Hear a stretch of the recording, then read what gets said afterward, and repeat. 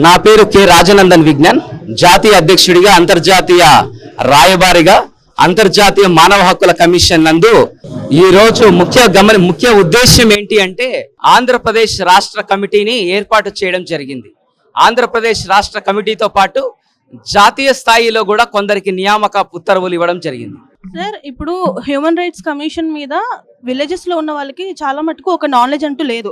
So వాళ్ళు మిమ్మల్ని approach అవ్వాలి అంటే ఏంటి ప్రాసెస్ ఏంటి?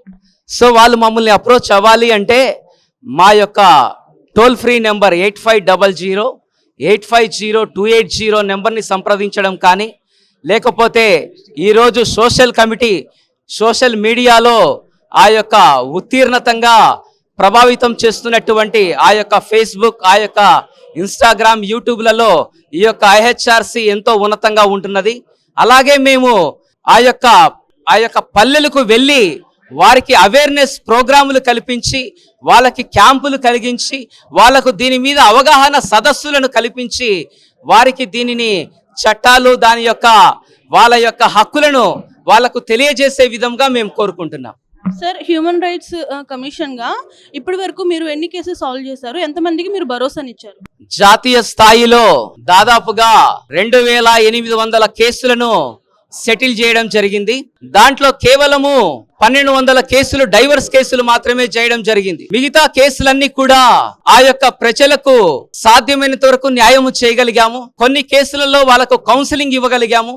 కొన్ని కేసులలో వాళ్ళకు ఒక ధైర్యాన్ని ఇచ్చి ఆ యొక్క ప్రభుత్వ అధికారికంగా ఉన్నటువంటి ఆ యొక్క కోర్టులను ఆశ్రయించి వాళ్లకు లాయర్లను పెట్టడం జరిగింది.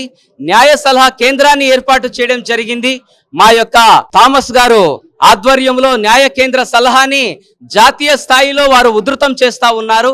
కాబట్టి ఎవరైనా ఫీజు కట్టలేని వాళ్ళు ఉంటే మా యొక్క జాతీయ ఉపాధ్యక్షులు వారు ఏం చేశారంటే ఆయన ఫీజు చెల్లించి ప్రభుత్వ లాయర్కు, ఆ యొక్క పెట్టుకున్న లాయర్కు మేము సేవలు అందించాలని మేము కోరుకుంటున్నాం. ముందు హ్యూమన్ రైట్స్ కమిషన్ ప్రజలకి ఏ రకంగా ఇంకా ఏమేం చేయబోతుంది డెవలప్మెంట్ కోసం? ఇంకా అవేర్నెస్ క్యాంపుల నుంచి, ఆ యొక్క అవగాహన సదస్సుల నుంచి వారికి చేయగలిగేటువంటి జ్ఞానాన్ని మేము అందించాలనుకుంటున్నాము. అలాగే పలు అంశాల మీద పలు శాస్త్రవేత్తలు, పలు అధ్యాపకులు బృందము, పలు విద్యావేత్తల నుంచి వారికి ఆ యొక్క జ్ఞానాన్ని తెలియజేసి వారికి ఇంకా ఏ విధంగా అభ్యున్నత ప్రగతిలో నడిపించాలనే విధముగా మేము కోరుకుంటున్నాం. Thank you madam. My name is Battu Rajesh. I am from elected state president, International Human Rights Commission, Geneva. ఇవాళ ప్రోగ్రామ్ ఇన్స్టలేషన్ ప్రోగ్రామ్ జరిగింది. మేమందరం మానవ హక్కులకు భంగం కలగకుండా పోరాడడానికి సిద్ధంగా ఉన్నాము. కుల మతాలకు అతీతంగా, రాజకీయ పార్టీలకు అతీతంగా, బడుగు బలహీన వర్గాలకు అతీతంగా మేము పోరాడడానికి సిద్ధంగా ఉన్నాము. ఎక్కడ మసీదుల దగ్గర అన్యాయం జరిగినా, హిందూ టెంపుల్స్ దగ్గర అన్యాయం జరిగినా, చర్చ్ దగ్గర అన్యాయం జరిగినా మేము పోరాడడానికి సిద్ధంగా ఉన్నాము. సార్, హ్యూమన్ రైట్స్ అంటే ఇందులో ఏ కేటగిరీ వస్తుంది? అంటే భార్యాభర్తల గొడవల, లేకపోతే చాలా రకాల ఉంటాయి కదా, వాటిలో ఏంటి? We have so much of divisions. So like divorce cases, illegal activities. మీరు బాధ్యతలు చేపట్టిన తర్వాత మీరు మొదటిగా చేయాలనుకుంటున్న విధి ఏంటి? నేను బాధ్యత స్వీకరించినప్పుడు ఫస్ట్ డిస్ట్రిక్ట్ కమిటీలన్నీ ఫామ్ చేయాలనుకుంటున్నా. డిస్ట్రిక్ట్ కమిటీలు ఫామ్ చేసి మెంబర్స్ని అందరినీ బలోపేతం చేసి రాష్ట్రంలో, జిల్లాల్లో, మండలాల్లో ఎక్కడ ఏ సమస్య ఉన్నా ఐహెచ్ఆర్సి, మా ఇంటర్నేషనల్ హ్యూమన్ రైట్స్ కమిషన్ ప్రతి సమస్యకు ముందుండాలని, ఈ పేరు అనేది మారుమోగపోవాలని మేము కోరుకుంటున్నాం. చాలా అంటే విలేజెస్లో కానీ సిటీలో కానీ చాలా మందికి అసలు హ్యూమన్ రైట్స్ మీద సరైన అవగాహన లేదు. మరి మీరు ఇప్పుడు పదవిలోకి వచ్చిన తర్వాత ఏ రకమైన అవగాహన సదస్సులు కానీ, లేకపోతే వాళ్ళకి చేరువయ్యేలాగా ఏ రకమైన చర్యలు తీసుకోబోతున్నారు? మేము నేను ఈ రాష్ట్ర అధ్యక్షుడిగా బాధ్యత స్వీకరించిన నెక్స్ట్ స్టెప్, ఫస్ట్ తీసుకునే స్టెప్ ఏంటంటే, మనం స్కూళ్ళను, ఎడ్యుకేషన్ ఇన్స్టిట్యూషన్స్, ఒక హాస్పిటల్స్ కానీ, లేదంటే స్కూల్స్, మెడికల్ క్యాంప్స్ కానీ ప్రతి చోట అవేర్నెస్ క్యాంప్స్ పెట్టి హ్యూమన్ రైట్స్ కమిషన్ గురించి ఎందుకంటే సామాన్యులకి తెలియదు, వాళ్ళ సమస్యలకి పరిష్కారం ఎక్కడ దొరుకుతుందో, ఎవరిని అప్రోచ్ కావాలో తెలియదు. సో మేము వీటన్నిటికీ పరిష్కార మార్గంగా డిస్ట్రిక్ట్ కమిటీలు ఏర్పాటు చేసి, మండల కమిటీలు ఏర్పాటు చేసి అవేర్నెస్ క్యాంప్స్ కూడా పెట్టి వాళ్ళకు ఒక టోల్ ఫ్రీ నెంబర్ ఇచ్చి ప్రతి 24/7 we are available for that incidents any happened. ప్రీవియస్గా అంటే ఇప్పుడు మీరున్న పదవిలో ప్రీవియస్గా ఉన్నది ఎవరు sir? Doctor K Rajanandan Vignan sir.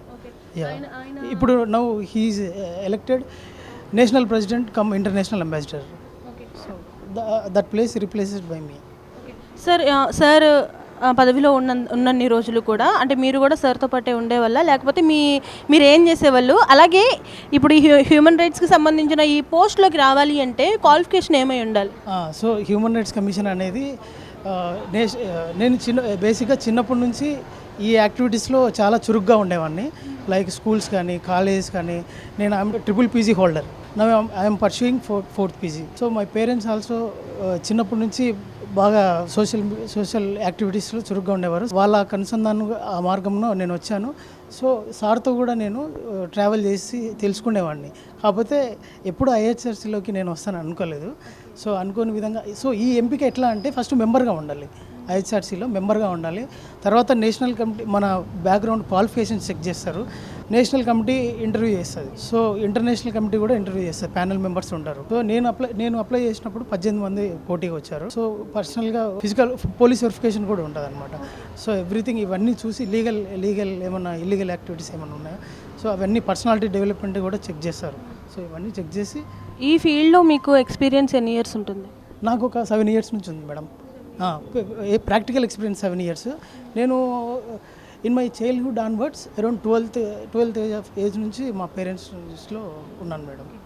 చూడగానే అయ్యో ఏంటి ఇలా జరిగింది అనిపిస్తుంది కదా. సో అలా మీకు బాధగా అనిపించిన సంఘటన, ఆ కేసు ఏదైనా ఉందా?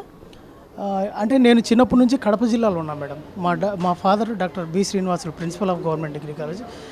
My mother doctor K Vijayalakshmi, principal of government lecturer of government degree college. మాది మొత్తం కడప నేటివ్ ప్లేస్. నేను చిన్నప్పటి నుంచి నేను చాలా మర్డర్స్ చూశాను. లిటరల్లీ 8 to 10 మర్డర్స్ చూశాను. రీసెంట్గా లాస్ట్ ఇయర్లో కూడా ఒక మర్డర్ చూశాను మేడం. సో ఇవన్నీ కొంచెం కంట్రోల్ అయ్యేలా మేము కూడా పోరాడతాం మేడం. అవేర్నెస్ ప్రోగ్రామ్స్ అన్నీ పెట్టి ఇలా మర్డర్స్ కానీ.